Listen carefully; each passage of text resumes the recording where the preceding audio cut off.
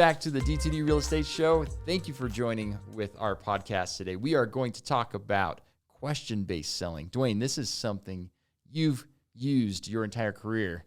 How important is question-based selling? Yeah, it's the only way to sell. I think so many people, the biggest mistakes they make are diving into a sales pitch where they start telling. And Brian Tracy said it best when he said, telling's not selling. So as you look through most people's sales cycles and theories on how they get business, it's they want to tell you what you should do. And the last thing somebody wants is to be told what to do, number one. And number two, if they feel like you're going to get money off of what they tell you to do, they immediately repel it and think, no, I'm not doing this. They're just saying these things to get me to buy. Well, you know, it's interesting. I as the principal broker, I get to sign all these listing agreements. So I see all of Duane's listing agreements. 6% commission, 6% commission, 6% commission, just all the time. And like a fee on top of the 6% commission is a flat fee you charge in addition. And your clients are signing these things left and right. And they love it. And when they close, they're not complaining about the costs. And so you get them from the like inception till closing, you have them travel that journey based on question-based selling. I think as long as you're confident in the way you present your business and you can guide them through the process to where they're closing themselves, it never becomes a question. The commission part of it never becomes a question. The sell part never becomes a question. They're literally wondering what the next step is. And it's guiding them through a process where they can answer for themselves how they want to be sold. So I focus a lot on personalities and selling to personalities. And the DISC personality profile is a very commonly used profile in our industry. And so as you look at those various letters, and we could do a whole different training and podcast alone about the DISC personality profile test, but you look at those different personalities, the D, the I, the S, the C. What's interesting is each of those personalities likes to be approached differently. However, question-based selling works on absolutely every single one of those personalities. I agree. And so I think part of your success and the success that I've likewise had in my career is we understand the right questions to ask to lead that client down the journey of first meeting you to signing an agency agreement to closing on a home to the final closing, getting paid out.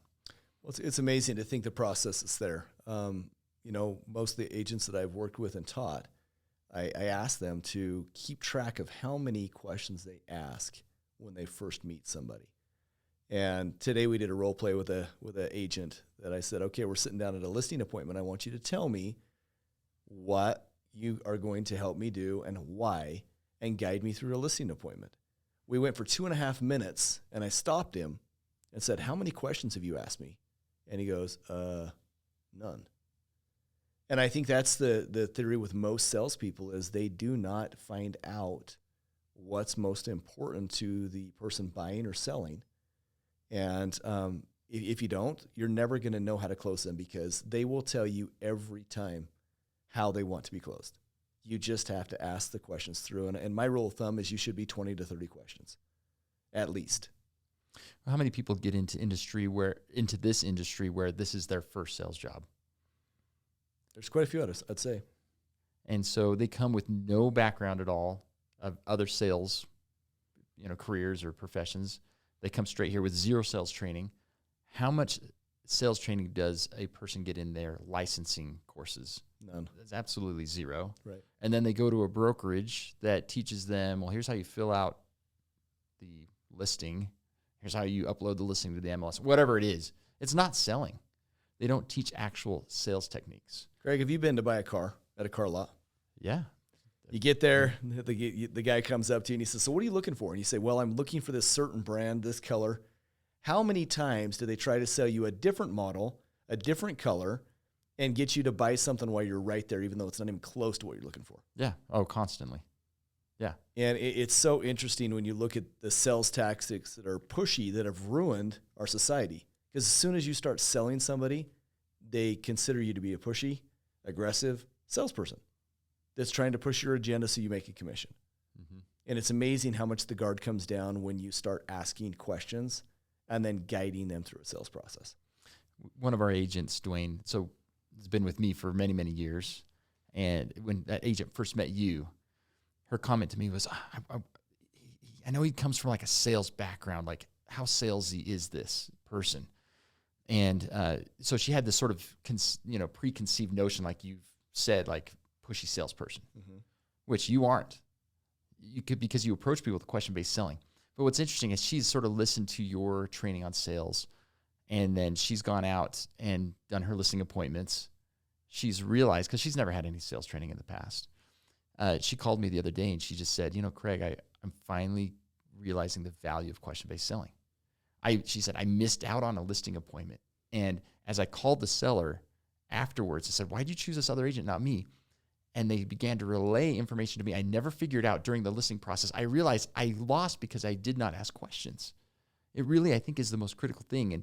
And you don't come over, I think people that implement question-based selling, they don't come across as a pushy salesperson. They come across as someone who's genuinely interested in getting to know you and your needs. And I think it's kudos to you, Duane, in how you've approached the sales environment around you, where people come to you not because of your like pushy sales techniques, but because of your techniques of sales that attract, where they look to you as an advisor, someone that they would rely upon your expertise. I think that's essential. If you come across as a know-it-all, just trying to push your knowledge and information, it doesn't get you very far anywhere in life. I look at this as you can guide them through a process as long as you're listening. And they should be doing the majority of the talking. We should dominate the majority of the listening. So as we listen, they tell us all the information we need to. And the neat thing is the person that does the questions wins every time. The one that's dominating the talking will lose every time because they will run out of things to say. Whereas when I'm listening, I can guide them with the next question. I've got a minute in between the question I asked as they keep talking to find out what points I can hit, what ways I can take them. And it's with anything in life. My wife has heard me do enough of these question-based selling courses that even as we're discussing and I'm trying to get something that I want, I can ask her questions and guide her through the process. And she's finally caught on to it now to where she can say, hey, stop question-based selling me. And but it's funny because you can keep asking more questions and turn it right around, and she has no clue that I'm still back at it and end up getting what you want. So question-based selling is something that most people have no clue how to do, but yet it's an art that will cause you to be able to sell anything at any time and be able to get where you want to go because it comes across as a genuine pureness that people are willing to talk. They want to be heard. And runs completely contrary to that slimy salesperson technique. Correct. So the trust is there. So a few benefits that I see from this. Commissions. Okay. 6% commissions. Charging additional fees. And people willingly signing requires the right sales training, the right questions. Getting someone to sign a listing agreement requires the right listing, or the right questions. So in my career, I've sold hundreds of sellers, and I can count on one hand, maybe two, of how many times I've shown up to a listing appointment where I did not get the listing. Why? I knew exactly what to say.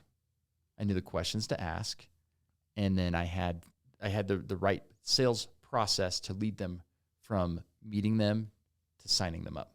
Did you spend a lot of time listening, or were you mostly just knowing what to say and just pushing through your agenda? A lot of time listening, understanding exactly what their needs were, and then fulfilling those needs.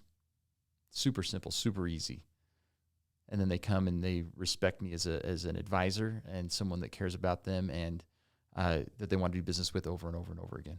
So anyone listening to the podcast today, I would tell you, please record yourself and go back and listen to it, because you will know how much talking you're doing and how many questions you're asking. In reality, if you're not just guiding the whole conversation strictly with questions, you're messing up. And you got to start over and try again.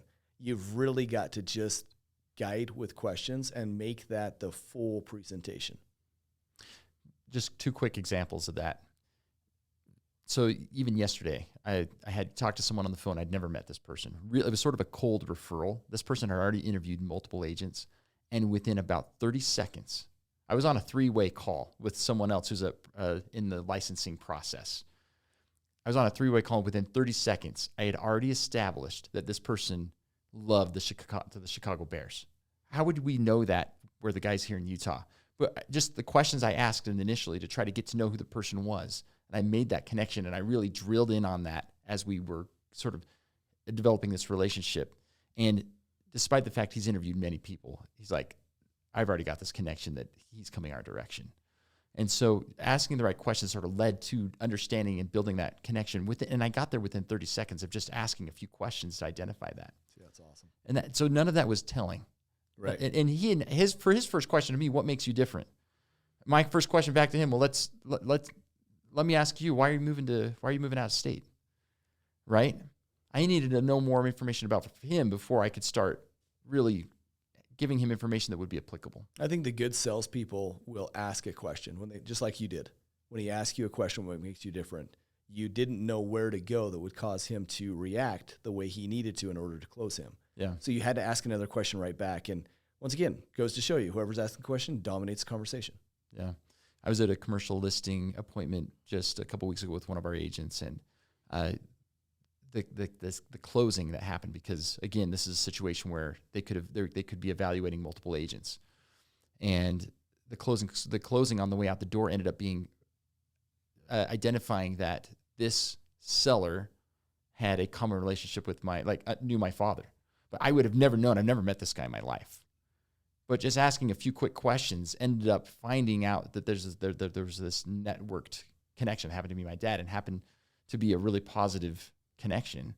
But I got there because of some questions I was asking as this interview was sort of concluding at this commercial listing. And after we made that connection, the seller said, you guys just moved up to the top of my list over these other agents. And we signed the listing agreement within a couple of days. And it was simply that I needed to understand yes, we needed to understand what their needs were. But a lot of these questions also are aimed at trying to get information from you that you can then build a relationship of trust with. So I do a technique that I get a lot of people together and ask them to sell a guy pantyhose. And, the guys definitely don't wear pantyhose, and they immediately try to pin it on, hey, it's for your wife, for your mother, for all these different things. And it's so interesting as I teach these seminars to get them to stand up and sell pantyhose when they think they're a hotshot salesperson. There is no way in the world they will sell pantyhose unless they ask questions, because they've got to find an avenue that person will use to buy the pantyhose. And I think that relates all the way across the board here. If you're not asking enough questions to gather critical information, you will never know how that person wants to be closed, and therefore you will not close them. So Duane, you teach these question-based selling courses. I mean, I've seen you up in front of lots of people teaching how to do this. How can these listeners find out more? Because this is like the tip of the iceberg. Like, we're just scratching the surface on question-based selling. And yet this is probably the most important technique in order to maximize a person's income. Closing more agency agreements, and then getting those agency agreements at commissions that are going to be better to provide for your family. How can they learn more? So I teach a 4-hour class, and we do that every month. And in that link, it's going to be at the end of this podcast today. Click on the link and sign up, and come and enjoy the class, and you will gather enough nuggets out of there to change your business. One course will do it. I mean, that'll just get you started, and that really amplifies where you're going to be able to take your business in life. But one other thing I would just quickly mention is role play. How important do you feel like role play is with question-based selling? 100%. I mean, you've got to role play. You've got to be able to act quick on your feet. You've got to be able to know where you're going to go, what questions to ask, when you're going to ask them, how you're going to ask them, what questions you have in an arsenal. I do a thing called Ring of Fire, where I'll sit guys or real estate agents in a circle and just point at them and say, my mom's a real estate agent. And then I'll say, go. And I want them to be able to come up with 10 questions immediately in transition to the next thing. And once you can role play really well at that and be able to hit any objection out of the park as fast as I throw it at you without pausing, your real estate business is going to explode. That's awesome. Awesome advice. And this is something that I think every agent needs as like 101 critical you need to know this. If there's anything you need to know about real estate, you need to know this right here, this technique. It'll change your business for sure. Awesome. Well, thank you for joining us today on our podcast. Again, there's a link you can click on to join us with our next webinar. We would love to see you in person and interact with you, see what questions you may have for us and how we can better help you and take your business to the next level. Thanks again for listening. See you guys.